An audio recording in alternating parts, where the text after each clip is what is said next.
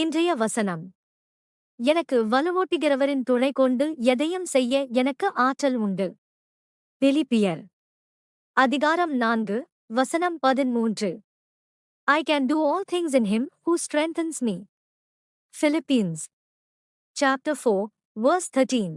ஜெபம். பரலோக தந்தையே, நீங்கள் வழங்கும் எல்லையற்ற பலத்திற்கு நன்றி.